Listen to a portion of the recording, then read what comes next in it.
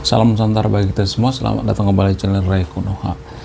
Beberapa bulan yang lalu ada perdebatan sengit antara Guru Gembul dengan Gus Baha. Ya. Jadi perdebatan mereka ini seputar dunia persanatan dalam Islam ya. Apa itu sanat? Nah, di dalam salah satu video Guru Gembul ya, beliau ini mengatakan bahwa tidak bersanad ya. Beliau ini tidak bersanad, dan ulama bersanad itu muncul pada tahun 2000-an ya. Itu pun karena reaksi terhadap Wahabi ya. Itu reaksi NU terhadap Wahabi lebih tepatnya.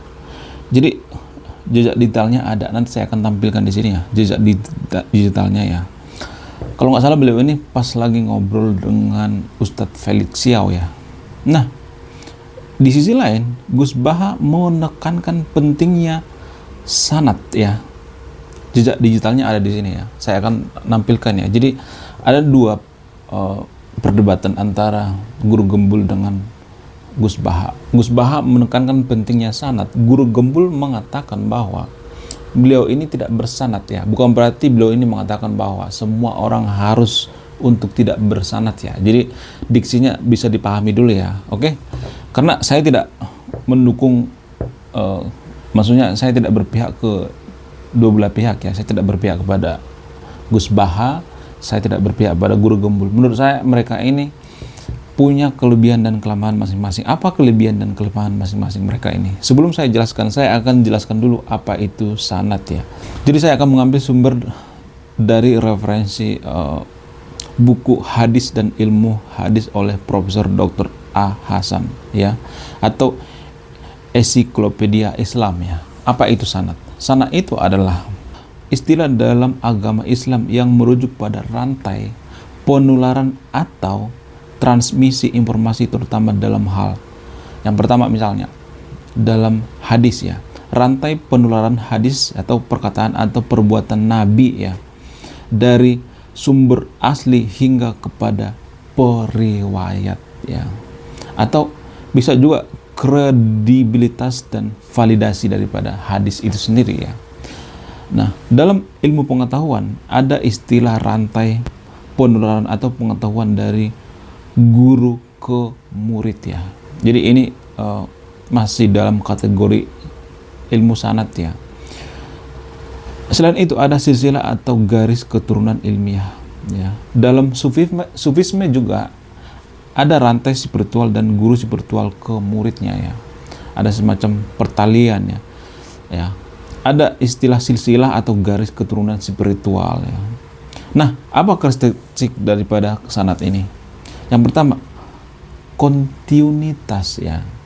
Tidak terputusnya rantai penularannya. Apa itu fungsi daripada sanad ini? Fungsi daripada sanad ini membangun kepercayaan dan kredibilitas ya. Mengesahkan keabsahan informasi, terus menjaga kesucian dan keaslian pengetahuan. Nah, kembali ke perdebatan antara Guru Gembul dengan Gus Baha ini. Menurut saya ya, siapapun di antara mereka ini yang benar ya, kita tidak boleh terlalu fanatik ya terhadap kedua belah pihak ini. Karena kedua belah pihak ini menurut saya itu punya kelebihan dan kelemahan ya. Kalau dari sudut pandang keilmuan, ilmu agama gitu ya, ilmu sanad ya, sah-sah aja kalau Gus Baha mengatakan seperti itu ya. Kalau dalam ilmu pengetahuan misalnya ilmiah atau lebih ke filsafat ya, Guru Gembul itu lebih ke filsafat ya. Jadi di antara kedua ini mana yang paling benar tergantung sudut pandangnya. Ini persepsinya itu sudut pandang ya. Dari mana kita melihatnya? Sudut pandang loh. Jadi tidak ada kebenaran yang mutlak ya. Saya tidak mendukung di antara keduanya ya. Di video sebelumnya saya menjawab pertanyaan daripada Guru Gembul ya, tapi banyak juga yang salah kaprah ya. Mungkin terkecoh dengan judul kali ya. Saya bikin judulnya agak kontroversi ya, tapi isinya beda gitu. Ya, kemarin saya dikatain oh, kamu menghujat Guru Gembul ya. Kamu menghujat Guru Gembul, padahal saya nggak ada menghujat Guru Gembul. Kalaupun saya mengkritik ya, itu hal biasa kok. Dan guru gembul sekalipun sering mengkritik kok, ya. Beliau ini sangat sering mengkritik juga, nggak jadi masalah, ya. Fine-fine aja. Nah, yang jadi permasalahannya, ini ada semacam fenomena unik ya, kalau saya melihat di Konoha ya. Jadi kita itu ya, warga Konoha, kalau mencintai seorang guru misalnya, atau guru agama gitu, pemuka agama, kita itu mencintai itu berlebihan gitu, sangat berlebihan gitu. Sama seperti kasus yang terjadi di kemarin ya, waktu di pengajian ya, waktu viralnya Gus Miftah ya. Jadi sebelumnya kan Gus Miftah itu kita puja-puja gitu, kita menjuluki beliau ini adalah ulama pemersatu bangsa gitu ya, ulama merah putih. Tapi ketika beliau ini melakukan sedikit saja kesalahan, silap misalnya, tapi beliau ini dijatuhkan sejatuh-jatuhnya ya, dan berbanding terbalik dengan penjual es teh yang diduga digoblok-goblokkan oleh Gus Miftah ini. Kita angkat derajatnya setinggi-tingginya ya.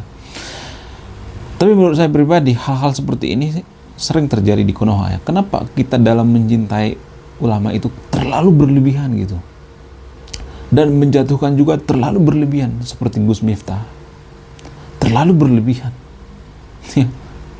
Jadi saya melihat ada fenomena ya, pemuka agama di Konoha itu misalnya nih, kalau melakukan kesalahan ya, maka pemuka agama ini sangat susah dimaafkan ya. Seperti Ustadz Mansur misalnya, Ustadz Solmed, Jim dan lain sebagainya. Ada banyak kan pemuka agama yang terkena masalah di Konoha, tapi kita sangat susah mau maafkan, guys. Ya, saya tahu mereka ini melakukan kesalahan, tapi emang ada yang nonton video ini yang tidak punya kesalahan? Emang ada yang murni tidak punya dosa? Saya juga punya dosa, saya juga nggak suci-suci amat. Makanya saya katakan di video ini, saya tekankan, kemarin saya banyak membaca komentar ya, saya tercerahkan oleh channel ini, saya tercerahkan oleh video ini, saya tercerahkan, saya lebih cerdas ya, pokoknya saya dipuja-puja. Saya tidak terlalu suka dipuja-puja, guys. Enggak, beneran saya nggak terlalu suka dipuja-puja. Karena apa? Karena cara netizen memuja kita itu ya, kalau saya perhatikan di Konoha, kalau kita dipuja berlebihan, nanti kalau kita jatuh, kita juga akan direndahkan serendah-rendahnya gitu ya, dibenci secara berlebihan. Di video sebelumnya saya udah bahas ini, kenapa orang Indonesia itu kalau mencintai seseorang itu berlebihan gitu, kalau membenci juga berlebihan ya, seperti ulama-ulama gitu, Gus Miftah misalnya ya, yang awalnya kita puja-puja gitu, sekarang kita rendahkan serendah-rendahnya. Kenapa kita berlebihan gitu, sangat berlebihan ya. Kalau salah aja gitu. Saya juga tidak melindungi apa yang dikatakan oleh Gus Miftah ini ya, tapi yang saya perhatikan itu kita tuh sangat berlebihan gitu dalam menghujat ya. Saya juga takut ya, suatu saat saya melakukan kesalahan ya, yang biasanya saya dipuja-puja gitu ya, yang banyak yang mengatakan bahwa saya tercerahkan oleh channel ini ya. Suatu saat nanti saya melakukan kesalahan seperti konten kreator lainnya, bahkan event guru gembul sekalipun pernah dihujat mati-matian waktu berdebat dengan Ustadz Nuruddin itu ya kan, padahal sebelumnya beliau ini diangkat setinggi-tingginya waktu berdebat dengan Balawi ya kan. Sekelas guru gembul juga bisa dihujat mati-matian, direndahkan serendah-rendahnya. Jadi saya tidak mau seperti itu ya, dan tersahabat yang nonton video ini, biar kita berkesadaran gitu. Saya tidak mau kita itu terlalu mencintai seseorang itu berlebihan gitu, terlalu membenci berlebihan juga. Saya nggak mau sesuatu hal yang berbau fanatik ya. Ya, dalam beragama juga terlalu fanatik salah ya. Terlalu saintifik juga, terlalu fanatik saintifik juga salah. Jadi nggak boleh sebenarnya, terlalu fanatik itu sangat tidak dianjurkan. Jadi mohonlah yang nonton video ini ya, kalau Anda misalnya suka channel ini, saya juga terlalu suka yang namanya fans ya. Saya trauma dengan fans ya. Karena apa? Karena saya banyak membaca buku-buku tentang orang-orang yang berpengaruh di dunia ya, seperti John Lennon, Mahatma Gandhi. Beliau ini kan dihancurkan oleh apa? Fansnya. Makanya saya tidak terlalu suka dengan fans yang sangat fanatik, nggak terlalu suka. Kalau misalnya ada pemuka agama yang suka gitu, dipuja-puja gitu, banyak fans, menurut saya pribadi, saya nggak terlalu suka. Makanya saya menggunakan topeng seperti ini gitu, kupluk, kacamata, ya biar saya tidak dikenali di luaran sana. Saya bisa bebas berkeliaran gitu. Saya tidak gila-gila hormat gitu, gila-gila terkenal, enggak. Yang penting apa yang ada di pikiran saya, apa yang saya baca selama ini, buku yang saya baca selama ini, tidak saya bawa mati ke liang lahat, itu intinya ya. Saya punya andil, saya punya kontribusi untuk membangun negara ini, membangun kemanusiaan gitu, dengan pengetahuan yang saya punya gitu. Bukan berarti saya mengatakan bahwa saya lebih cerdas, enggak. Mungkin saya lebih sedikit kepo kali ya, kepo terhadap ilmu pengetahuan ya. Saya itu orangnya sangat penasaran, tapi penasaran terhadap ilmu pengetahuan ya, bukan penasaran terhadap ya kehidupan orang lain gitu, doxing kehidupan orang lain, enggak. Saya enggak tertarik. Saya enggak tertarik membahas privasi orang lain. Saya lebih tertarik membahas masalah-masalah publik ya, daripada masalah-masalah privasi. Walaupun di channel ini banyak juga yang doxing saya ya, banyak yang mulai gitu mengintil gitu ya, sudah mulai diperhatikan gitu. Bahkan kemarin ada yang komen itu ya, channel Anda itu dalam pantauan BIN katanya. Saya juga nggak tahu kok bisa ya ada BIN ya yang anti terhadap orang yang memerangi radikalisme. Saya itu sangat anti yang namanya radikalisme. Masa BIN anti dengan orang yang memerangi radikalisme? Harusnya kan berteman dengan saya gitu, bukan sebaliknya. Tapi nggak tahu itu benar apa enggak gitu. Yang jelas ada beberapa kali seperti itu komentar di channel ini. Tapi menurut saya pribadi nggak jadi masalah ya, nggak jadi masalah ya. Yang penting saya melakukan yang terbaik ya, punya kontribusi buat negara ini, untuk kemajuan negara ini. Jadi kalau suatu saat channel saya ini gede ya, jutaan subscriber misalnya, jangan terlalu fans fanatik ya sama saya, jangan terlalu berlebihan ya. Saya tidak suka punya fans ya, oke, dimohon ya dengan serius. Saya tidak sedang bercanda gitu ya. Saya sangat serius gitu. Saya tidak terlalu suka dengan fans yang terlalu fanatik ya. Nah, kalau kita kembali ke masalah sanad tadi itu, saya melihat sanad ini dalam versi Gus Baha itu adalah versi agama ya, versi santri ya, versi anak pesantren ya, menurut saya pribadi. Sedangkan versi Guru Gembul itu adalah versi antropologi ilmiah atau versi filsafat ya. Jadi terserah Anda mau lihat dari mana gitu. Ini kan sangat susah saya jelaskan di channel ini ya. Kalau misalnya saya mengatakan bahwa dari sudut pandang antropologi, agama itu ciptaan manusia. Nah, saya itu akan dicap orang yang mengatakan bahwa saya yang mengatakan bahwa manusia lah yang menciptakan agama. Bukan guys, ini menurut pandangan keilmuan antropologi, ada otoriter tersendiri antropologi ya. Jadi sudut pandang antropologi ya. Tapi kalau dari sudut pandang agama, sah-sah aja kalau ada yang mengatakan bahwa agama itu adalah ciptaan dari Tuhan ya. Yang menciptakan agama itu adalah Tuhan ya. Bahkan kemarin saya iseng-iseng buka ChatGPT ya, saya tulis ya, Ray Konoha, agama itu ciptaan siapa?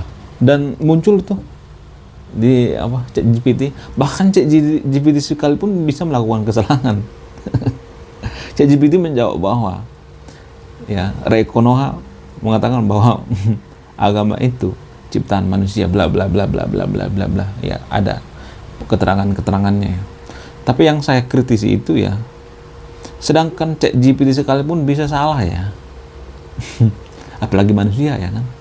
Ya wajar lah gitu. Tapi sekali lagi saya tekankan bahwa menurut antropologi, yang saya ucapkan itu menurut antropologi, bukan menurut saya pribadi ya. Sama seperti Guru Gembul juga. Guru Gembul mengatakan in versi antropologi, versi ilmiah atau versi filsafat, bukan versi dirinya, ya. Gus Baha juga seperti itu. Ini versi anak pesantren, ya, versi agama gitu. Jadi terserah kita mau ngambil versi yang mana gitu. Yang jelas kita jangan menghujat salah satunya gitu. Saya tidak menghujat Guru Gembul, saya juga tidak menghujat Gus Baha. Saya menghargai kedua pemuka agama ini, ya. Jadi kalau misalnya kita nih terlalu membenci pemuka agama gitu, ya, di sisi lain juga kita terlalu memuja-muji pemuka agama. Ini kan semacam fenomena menarik ya, unik ya. Makanya di video sebelumnya saya bahas itu.